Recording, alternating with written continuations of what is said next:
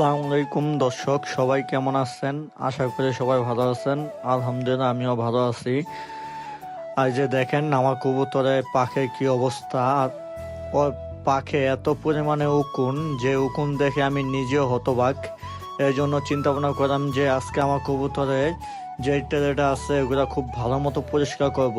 সে পরিষ্কার করার কারণে আমি আমার ছোট ভাই ওকে ডাক দিলাম যে সকালবেলা ভাই তুই আস, আমার কবুতরের ঠেলে পরিষ্কার করা রাখবে।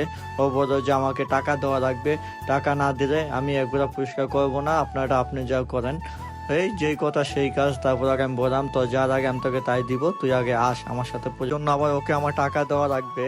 ও কবুতর আমার কবুতর, আমার ছোট ভাই, ও এটা পরিষ্কার করবে তা না, ওকে আবার এটার জন্য এক্সট্রা টাকা দেওয়া লাগবে। ও বায়না করেছে, আমি বলছি আচ্ছা ঠিক আছে, তো যার আগে তোকে আমি দিব, আগে তুই এগুলো পরিষ্কার কর। কারণ এগুলো এভাবে নোংরা থাকে, কবুতরের অসুবিধা হয়, কবুতরের রোগ বাড়ায় সরায়, কবুতরের গায়ে উকুন হয়, বিভিন্ন অসুবিধা। এই জন্য ওকে আমি বললাম যে এগুলো আগে পরিষ্কার কর, তারপরে তো যার আগে আমি তোকে তাই দিব।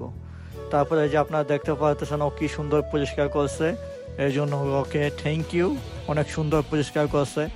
এখন আমি আসলাম যে কবুতরে দেখেন খানা একদম শেষ করে দিছে খেয়ে। এখন আমি ওদেরকে খাওয়ান দিব।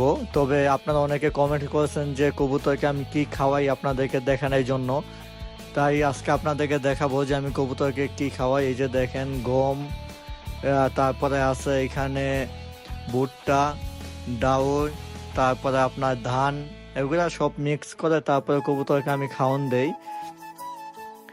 এই যে আপনারা দেখতেছেন কবুতরকে খাওয়ান দিলাম এইমাত্র, এখন কবুতর খাবে।